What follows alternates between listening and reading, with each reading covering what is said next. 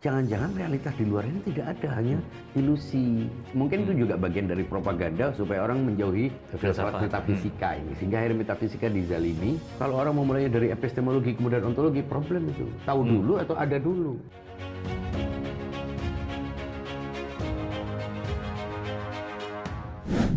Assalamualaikum warahmatullahi wabarakatuh. Kali ini kita akan berbincang dengan Kiki seperti biasa seputar filsafat. Gimana Kiki?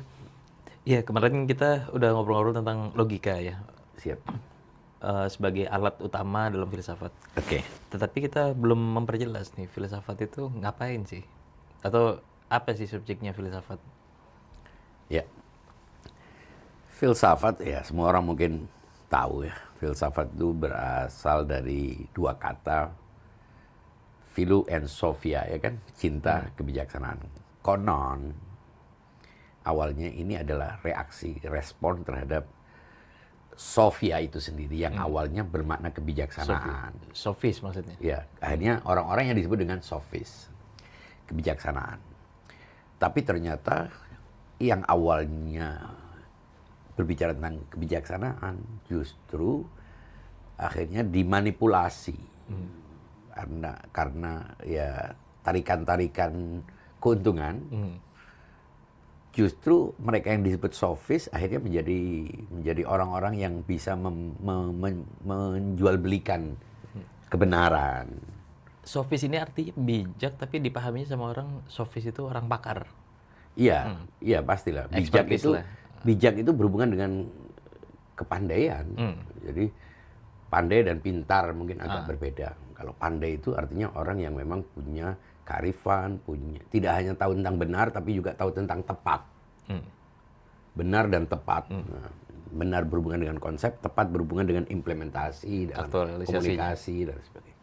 Iya, sampai akhirnya karena sudah identik dengan manipulasi, identik dengan retorika-retorika palsu, nah, Socrates menciptakan sebuah gerakan baru, gerakan intelektual yang menamakan dirinya sebagai para pecinta kebijaksanaan. Nah, sejak saat itulah filsafat seolah berhadapan-hadapan dengan... Oh, term filsafat ini Aristoteles, bukan Socrates malah? Socrates yang awalnya disebutnya. Pertama kali. Tapi yang mengeluarkan termnya Aristoteles. Termnya Aristoteles. Karena dialah yang membawa perlawanan terhadap kaum sofis ini.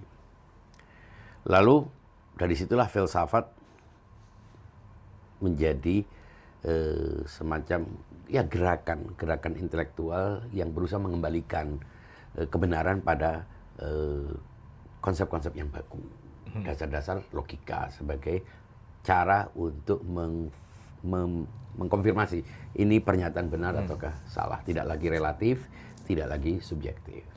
Nah, kalau sebelum Socrates itu kan kita tahu mereka membahas tentang cikal bakal hakikat realitas itu dari alam gitu kan. Yeah. Nah, Socrates dengan metode Socratic dialognya menguji argumentasi orang-orang gitu kan, supaya mau kritis, mempertanyakan kembali. Iya, supaya jelas yang mana yang benar, yang mana yang salah gitu. Ya, memang yang dipertanyakan adalah realitas, kemudian dipersempit lagi realitas biasanya diidentikan dengan alam ini. Jadi lebih bersifat kosmologis sebetulnya awal pertanyaan manusia tentang alam ini. Tidak langsung bicara tentang realitas, tapi alam ya diidentikan dengan realitas. Meskipun nantinya ternyata alam ini hanya bagian dari realitas. Kenapa? Ya ternyata eksistensi itu tidak hanya alam. Bahkan sebagian orang anggap alam itu alam natur bumi ini. Ada yang lebih luas dari ini. Sistem tata surya dan lain sebagainya. Kan makin luas. Nah, kosmos mestinya dimaknai tidak hanya pada natur. Makanya beda antara kosmos dan natur, alam. Semesta. Ya, semesta orang menyebutnya. Ya, mungkin lebih tepat dengan kata semesta. Nah, filsafat pada awalnya memang identik dengan pemikiran-pemikiran yang tadi itu, logik. Sebetulnya orang kalau bicara tentang filsafat dulu ya, orang yang tunduk pada kaidah-kaidah logika yang ditetapkan oleh para filsuf setelah itu. Tapi seiring perjalanan waktu, logika itu hanya metode. Objeknya adalah alam, realitas, manusia. Apa objek amatannya? Iya. Awalnya logika, dengan logika ini kemudian melihat mengafirmasi realitas, mengafirmasi realitas eksistensi. Lebih luas dari eksistensi, lebih kecil dari eksistensi adalah alam. Lebih kecil dari alam adalah manusia. Nah, dari manusia muncullah peradaban, budaya, agama, sains, dan lain sebagainya. Nah ini Bang Labib, Aristoteles mengatakan filsafat itu being qua being. Yeah. Ini hanya Aristoteles sebelumnya belum pernah mengatakan itu, atau memang semua sudah pada paham? Memang pengennya being qua being? Ya karena ternyata alam kalau ditelusuri, ujung-ujungnya kita bicara tentang alam, kalau kita tidak mengafirmasi eksistensinya, apa artinya? Nah, maka dari situ, objek filsafat awal yang murni, yang utama adalah keberadaan sebagai keberadaan. Supaya kita tidak terreduksi pemikiran kita tentang eksistensi dalam bentuk realitas-realitas yang terbatas. Nah maksudnya itu juga nggak tema yang digagas oleh Platon, Socrates? Meskipun tidak semuanya langsung berbicara tentang being sebagai eksistensi, tapi muaranya ke situ. Tidak semua. Itu yang diperjelas justru dalam filsafat Islam nantinya itu eksistensi. Sebagai eksistensi. Being, qua being, existence, qua existence, al-wujud bima huwa mawjud. Kalau Aristoteles kan menganggap tahapan tertinggi ilmu pengetahuan itu metafisika. Metafisika adalah eksistensi itu sendiri sebetulnya. Iya, karena metafisika adalah realitas yang melampaui apa yang terindrakan. Maunya begitu kan. Karena orang cenderung melihat kalau realitas itu apa yang terlihat, yang fisikal. Nah, ini menurut para filsuf justru mereduksi apa yang kita mesti kenali tentang eksistensi sendiri. Bagaimana kita mengenali eksistensi, mengenali realitas, alam, manusia, bila kita tidak memperjelas dulu eksistensi atau tidak. Karena dulu kan awalnya, jangan-jangan realitas di luar ini tidak ada, hanya ilusi. Nah ini juga kan hari ini orang-orang itu menganggap ada atau tidak ada, fisik atau enggak fisik. Makanya kalau kita filsafat bahas metafisika, soalnya kita bahas hantu, bahas... Ya, memang itu reduksi yang paling akhir. Mungkin itu juga bagian dari propaganda supaya orang menjauhi filsafat metafisika ini. Sehingga akhirnya metafisika dizalimi dan dimasukkan ke ruang rumah hantu. Hantu, semua dedemit, itu identik dengan metafisika. Iya, istilah-istilah yang kita gaji, misalkan kayak mysticism gitu. Hari ini jadi klinik. Iya, mysticism. Tapi itu kan yang beredar di masyarakat populer. Tapi kalau dalam karya-karya yang ada, tetap mysticism berhubungan dengan realitas juga. Ya, dengan realitas. Realitas yang dikenali dengan intuisi, dengan verifikasi, dengan purifikasi, dengan pembersihan jiwa, dengan ya intuisi secara umum. Ya itu pengetahuan. Meskipun sekarang itu tidak masuk dalam pengetahuan. Nah, kemudian di luar pengetahuan itu a priori. Ya, kemudian kalau kita bicara tentang filsafat, dari situ filsafat sejak awal-awalnya memang berbicara tentang eksistensi, tentang metafisika, terutama bidang yang paling utama adalah ontologi, kemudian baru kosmologi. Dari kosmologi menurut saya percaya kepada manusia. Kosmologi bukan bagian dari ontologi juga? Iya, turunan. Dari ontologi, dalam ontos itu ada kosmos. Maksudnya orang kalau dalam pembagian umum ini saja ontologi, epistemologi, aksiologi, buku-buku filsafat umum kan itu dibaginya. Enggak, kalau kita bicara dari metafisika kan, metafisika membahas tentang ontos, existence. Dalam ontos itu kita melihat ada alam, kosmos. Dalam kosmos ada entitas unik bernama antropos, manusia. Ada yang tidak mau lagi berbicara tentang kosmos dalam pengertian metafisik atau ontologis yang merupakan turunan dari digunting langsung pada antroposnya. Ini yang filsafat sekarang ini porosnya adalah yang antropos. Makanya disebut antroposentrik. Ciri khas dari filsafat barat adalah antroposentris yang melahirkan pandangan-pandangan muaranya kepada manusia. Termasuk filsafat yang sekarang berkembang itu adalah porosnya adalah manusia. Sejak René Descartes misalnya itu porosnya manusia. Tujuannya memang mereka secara bahasa ingin kembali kepada eksistensi, kembali kepada ada. Penyebutan eksistensi sudah direduksi pada manusia karena tidak bisa mengenali sesuatu di luar apa yang dipahami oleh manusia.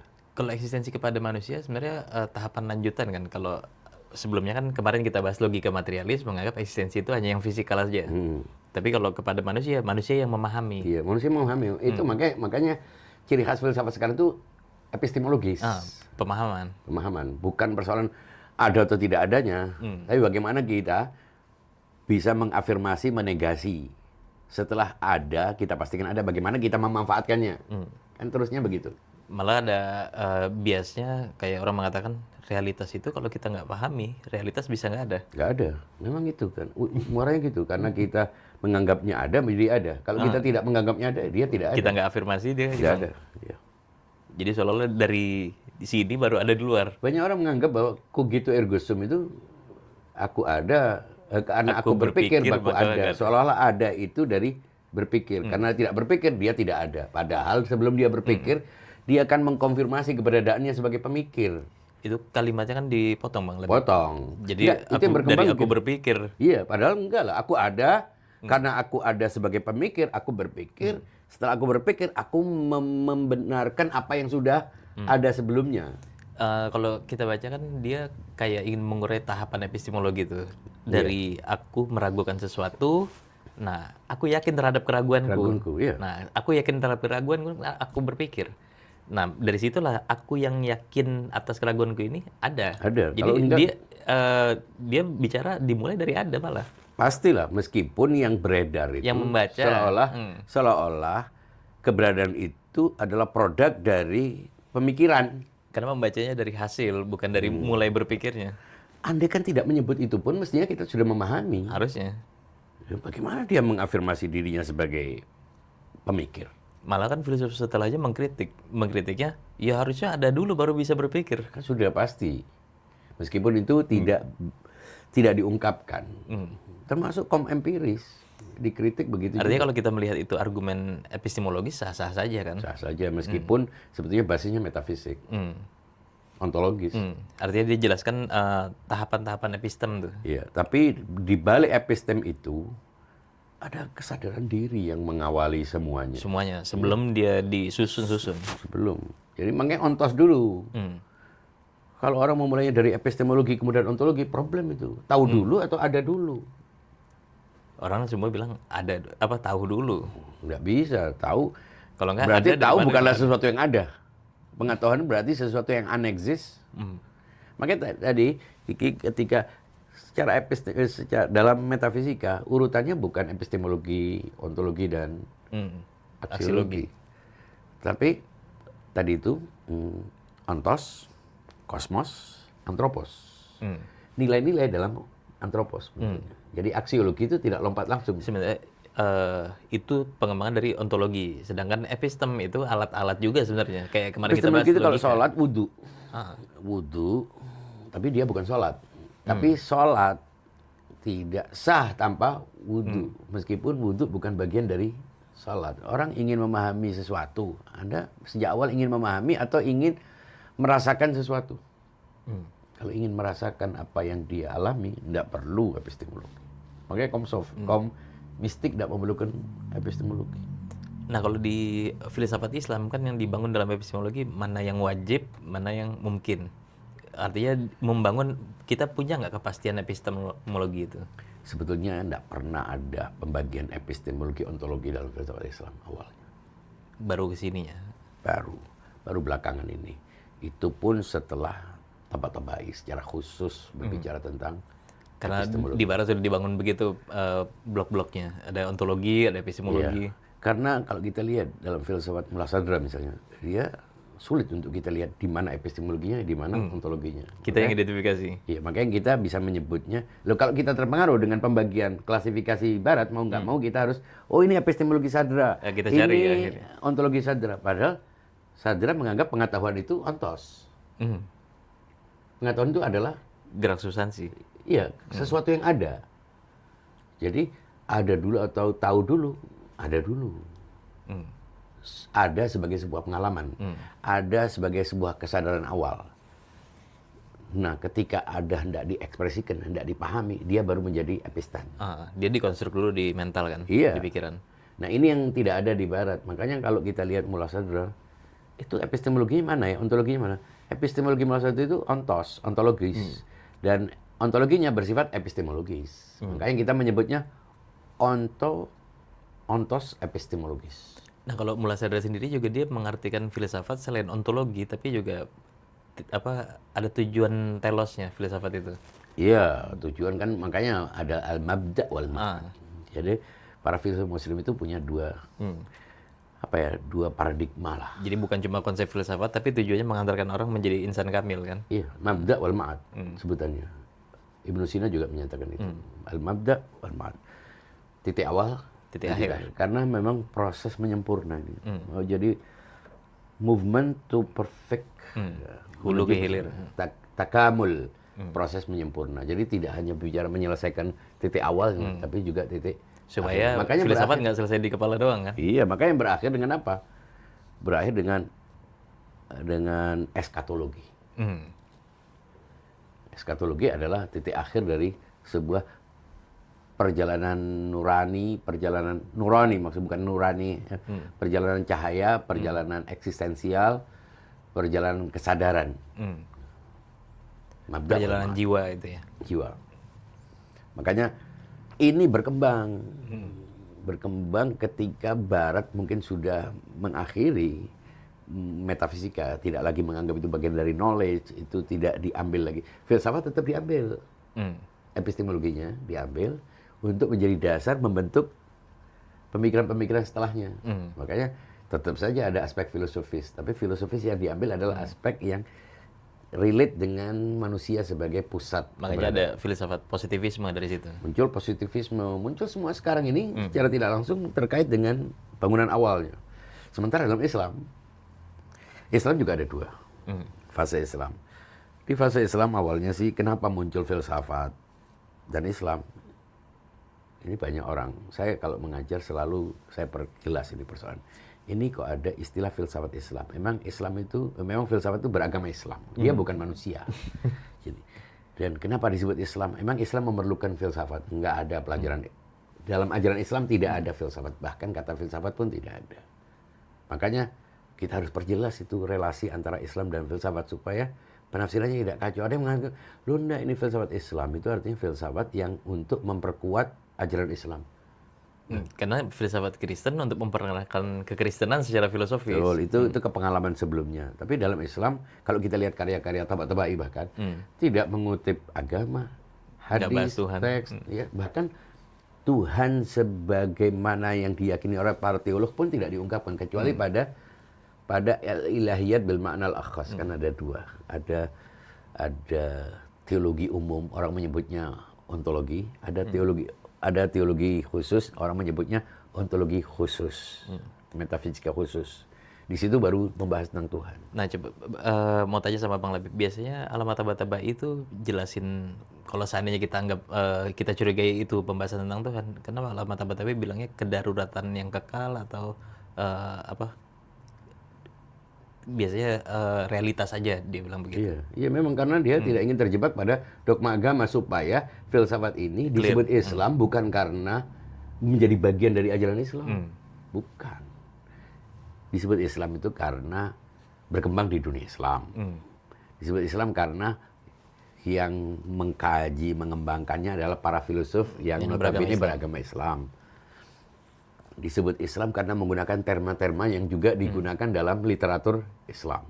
Tapi bahwa ini adalah bagian dari ajaran Islam, bahwa ini tujuannya untuk memperkuat dogma ajaran Islam tentang Tuhan, itu ada di teologi, itu di ilmu kalam. Kadang orang confused.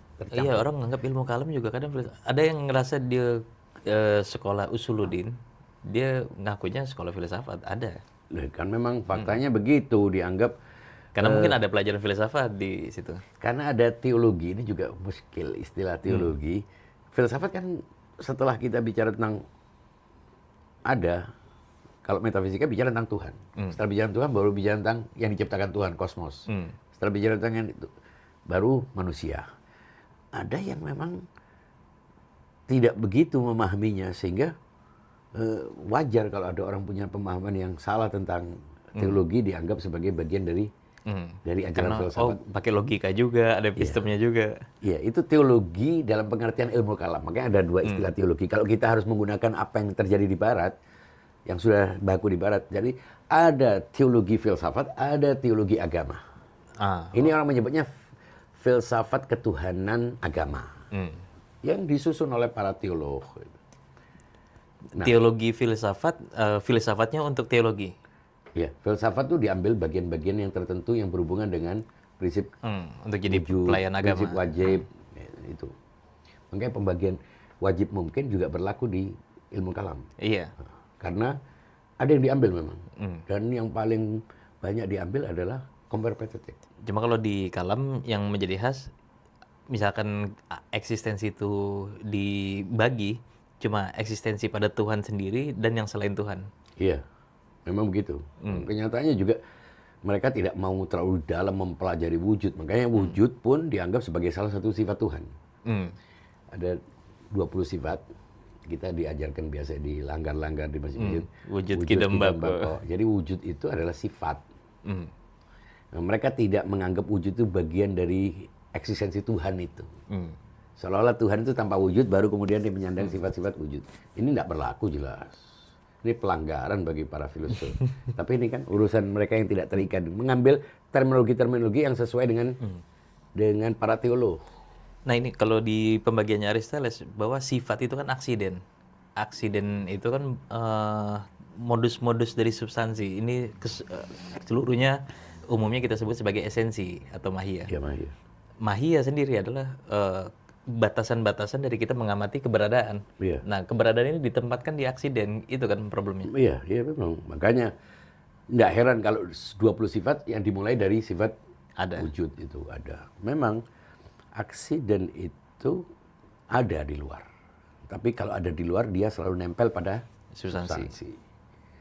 Jadi kalau kita hendak melihat realitas yang di luar dengan pikiran kita, jangan lupa substansi di luar juga ada. Sebenarnya nggak ada. Nggak ada. Cuma itu cermin kita untuk melihat segala sesuatu itu harus dengan cara melakukan pembedaan yang ini substansi, yang ini aksiden. Supaya ketika kita ungkapkan, ini bentuknya subjek dan predikat gitu. Lalu kita sambung-sambungkan, padahal faktanya dia semuanya di sini. Iya, itu hanya pikiran kita. Nggak mungkin kita akan beli di toko, mau beli substansi. Makanya ini sebuah istilah yang sebetulnya kita ciptakan sendiri untuk memudahkan ketika kita melihat entitas-entitas yang bermacam-macam. Itu kan masuk di 10 kategori. Nah, 10 kategori semuanya universal, nggak mungkin ada di luar. Iya. 9 kategori, satunya substansi. Jadi 10. Satu substansi, 9 aksiden. Iya. Meskipun para filsuf juga berselisih tentang jumlah Immanuel aksiden. kan 14 ntar. Iya.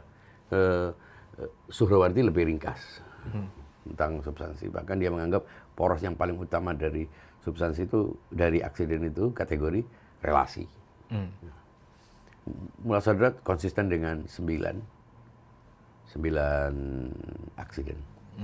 Intinya kita tidak akan pernah menemukan aksiden itu di luar. Makanya kalau kita mau ke tempat, di mana tempatmu? Tempat nggak akan pernah ada. Tempat itu ketika ada manusia di situ, baru dia menjadi tempat. Itu karena memang yang ada adalah entitasnya. Nah, entitasnya ini yang kita sebut dalam pikiran dengan substansi. Saya nyebutnya batang, Mas Kiki. Batang sama penyandang. Yang disandarkan. Batang atau penyandang dan sandangan. Nah, itu lebih mudah gitu. Nah, ini Immanuel Kant tuh ada juga dibilang tentang tempat dan waktu itu nggak pernah ada di luar. Dia tahapan kategori awal sebelum masuk 14 kategori supaya menjadi epistemologi. Boleh jadi itu adalah cara dia mengembangkan untuk memaknai bagaimana proses substansi menyandang aksiden. Supaya terrelasi. Jadi tapi sebetulnya tidak berbeda jauh karena dia meyakini bahwa tempat, waktu itu adalah sesuatu yang disandang oleh substansi. Misalnya saya bilang Bang Labib mancing kemarin sore di belakang dan kemarin sore itu kan nggak pernah ada materi. Nggak pernah ada. Tapi fungsi mengingat kita. Nggak ada sesuatu yang tempat namanya belakang. Makanya tadi saya bilang nggak mungkin kita ke satu tempat. Untuk menandakan aja. Tempat itu di sini. Saya ke terminal kan tempat. Terminal itu adalah sebuah tempat tertentu yang kita sebut di pikiran kita. Tapi yang intinya dia ada benda tertentu. Makanya kita sebut ke tempat, ke kemarin, itu semuanya sesuatu yang tidak ada. Yang ada itu benar-benar hanyalah substansi secara real. Tapi bukan berarti aksiden tidak ada. Aksiden kalau dalam istilahnya atribusi adalah sesuatu yang bila ada di luar, dia disandang. Itu disebut, itu definisi yang digunakan oleh para filsuf Muslim. Substansi adalah sesuatu yang bila ada di luar, dia tidak berada di sesuatu yang lain. Dia menjadi wadah bagi aksiden. Nah, dan aksiden adalah sesuatu yang ada di luar, nyata di luar. Tapi kalau ada, dia pasti disandang. Lekatan aja. Kata yang dibentuk dari aksiden lebih banyak daripada kata yang dibentuk oleh substansi. Kata-kata ini banyak. Bagus, buruk, jelek, kuat. Semua pengukuran-pengukuran bahkan yang dilakukan dalam materialisme. Semua itu kembalinya kepada aksiden. Aksiden semua. Memang. Nah tadi aksiden, bahkan kalau kita izinkan yang di luar itu substansi, aksiden itu substansi juga harusnya masuk di sini juga, di kepala juga. Penyebutan aksiden dan substansi itu semuanya kerja episteme gitu. Nah, ingat kemarin waktu kita diskusi di Zoom. Jadi aku coba bicara bahwa orang kan umumnya sehari ini memahami ada sebab, ada akibat, ada dua ada.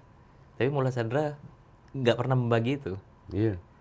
Termasuk substansi dan aksiden, bukan dua keberadaan. Bukan dua keberadaan. Tapi aksiden adalah itu, menggantungkan kepada substansi. Yang nempel pada substansi. Disebut aksiden itu asal muasal kalau dalam bahasa Arab disebut dengan arad. Arad itu yang semula tidak ada. Kopulatif terhadap substansi kan. Iya. Arad itu artinya sesuatu yang nempel. Aksiden juga begitu. Kalau kita aksiden itu sesuatu yang sebelumnya tidak terjadi lalu terjadi. Makanya tabrakan itu disebut aksiden. Itu karena semula tidak terjadi. Tidak ada. Kemudian terjadi. Bukan bawaan. Bukan bawaan. Yang bawaan asli adalah substansi. Tapi jangan lupa, sekali ini perlu diingat.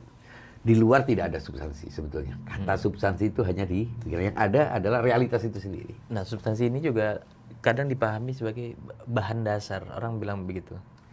Tapi kalau bahan dasar, manusia juga kan dibilang punya dua substansi. Tubuh dan jiwa atau ruh. Nah, kemudian substansi dalam ontologi dibagi. Tadi ini kita bicara tentang kata substansi dan itu dalam pengertian logika. Ketika secara eksistensial dilihat, kita kan tahu substansi itu apa saja. Memang satu substansi, 9 aksiden. Tapi substansi dilihat dari gradasinya itu juga bermacam-macam. Ada yang meyakini 5. Atau ada istilah subsisten lagi ya. Meskipun faktanya 3. Di mana? Ya ketika kita membaginya dari quwwah atau maddatul ula atau prima materia. Prima materia. Ya, sebagai kapasitas, sebagai potensi. Tapi potensi ini ada, diyakini gitu. Kalau tidak ada potensinya, dia tidak akan bisa menerima gambar, tidak akan bisa menerima dia format. sebelum mengambil bentuk. Dia ada. Ada apa? Sebagai eksistens awal. Ya ibarat dia tanah, sebelum dibatasi oleh pematang dia tetap tanah, tapi tanah yang sudah terbedakan dari kayu sebelum menjadi meja, sebelum menjadi kursi. Ya, apapun yang sebelumnya dia bukan itu. Makanya apa potensi dari ayam telur? Enggak, kalau ada orang tanya, lebih telur dulu mana telur dari ayam? Ya pastilah telur dulu. Karena kita akan mengatakan telurnya ayam, bukan ayamnya telur. Jadi bukan siklus. Enggak, semuanya berubah. Ada yang lebih awal telur. Ayam. Telur lah. Dari telur menjadi ayam. Makanya kita tidak menyebutnya ayam, karena potensi. Telur adalah potensi bagi? Ayam dalam keadaan potensial. Iya. Dia potensial bagi dia ayam secara potensial, ya. Karena proses itu harus terjadi. Kalau enggak akan terjadi proses penyempurnaan. Kayak kita bilang bayi atau dewasa dulu, ya bayi dulu. Semuanya proses, ya. Makanya kita memahami substansi tadi itu dari yang pertama yang paling rendah, kemudian naik yang lebih tinggi yang punya format. Jadi tidak ada lagi yang punya format, ya pasti namanya jiwa. Makanya pembagian ini yang punya format pasti raga atau body, fisik. Yang sekarang orang menyebutnya fisik. Makanya kita memang tidak pernah menemukan sesuatu yang dari hayalnya, dari hayulanya, tidak ada. Itu kita menganalisis bahwa proses itu terjadi karena itu dulu. Meskipun yang kita temukan selalu semua yang sudah terformat. Nah ini kadang kita perang sama agama. Agama bicara ada yang nggak fisik tapi gentayang kayak Casper. Ya, apa itu jin atau malaikat atau apa? Iya, itu orang menyebutnya mungkin karena dia tidak mulai dari materi yang mungkin materi dibagi dua. Kalau kita masuk ke dunia jin ini. Materi partikel halus yang nggak bisa kita tangkap frekuensi mata. Iya, sebetulnya materi. Sebetulnya materi. Harusnya materi, karena sudah Tapi mencari bentuk. ada materi yang apa istilahnya? Ada istilah-istilah sekarang. Kasat mata atau enggak kasat mata? Materi yang kasar, materi halus.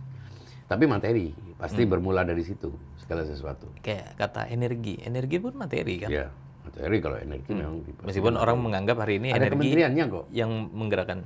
Ada Kementerian Energi, berarti materi. Kalau enggak bisa.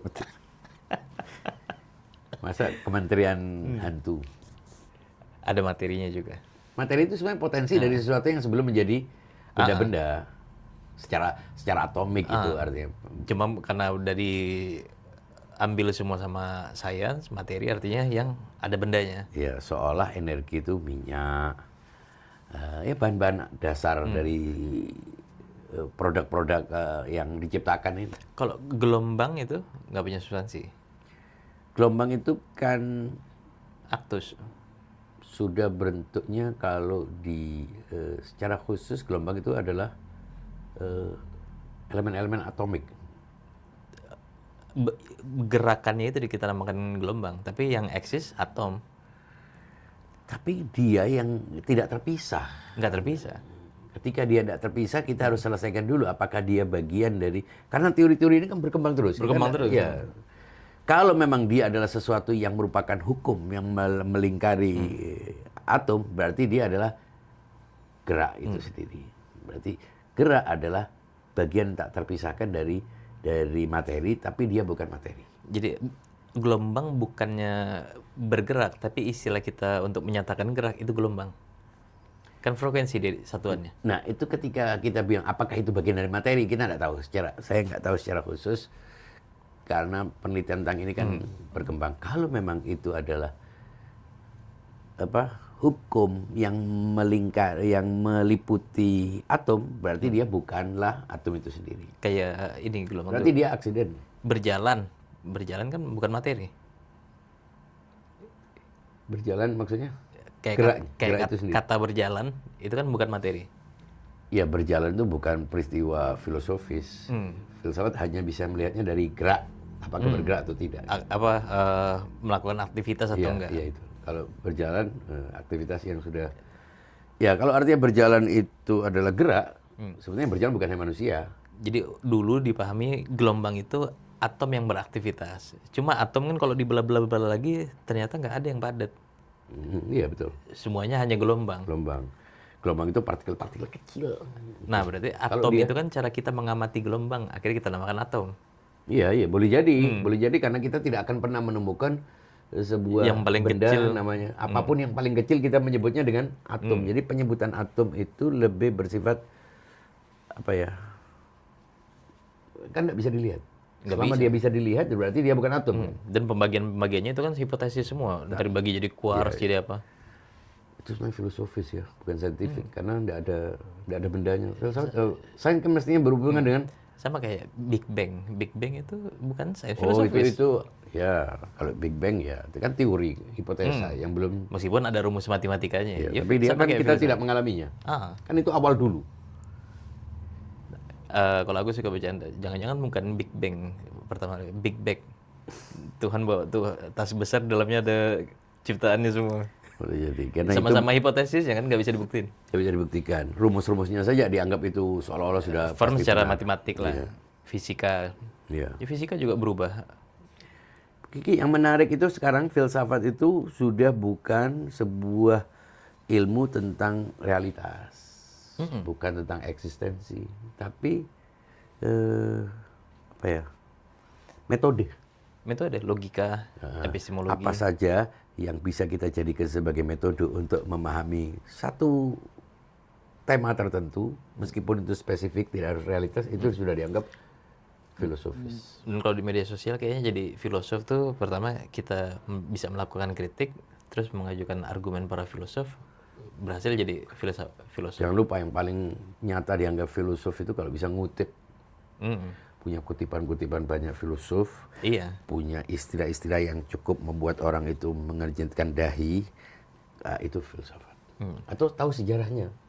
Nah kalau aku Bang Lawi ngerasa kita baca filosofi itu perlu lah baca sejarahnya. Tapi itu yang membentuk cara berpikir. Artinya kita perlu tahu kan setting sosialnya. Setting sosial itu bahwa melahirkan kerangka berpikir begitu gitu. Tapi bukan itu filsafat. Itu hanya membantu kita untuk memahami pemikiran filsafat pada masa itu. Jadi misalnya ada persoalan tantangan zaman hari ini, bagaimana seorang Bertrand Russell menjawab dengan kerangka metodenya dia, epistemenya dia. Iya, bukan mempelajari sejarahnya, mempelajari pikirannya dalam konteks supaya tahu ininya, konstruknya.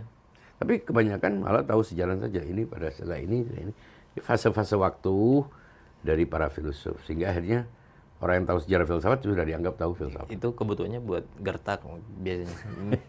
Ya mungkin untuk intinya filsafat harus dikembalikan. Mungkin diskusi-diskusi kita yang paling bagus tujuannya adalah mengembalikan filsafat ke apa ya?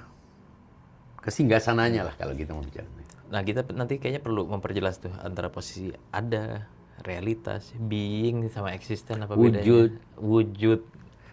Rumit memang persoalan. Apalagi bahasa kita itu belum terlalu apa ya?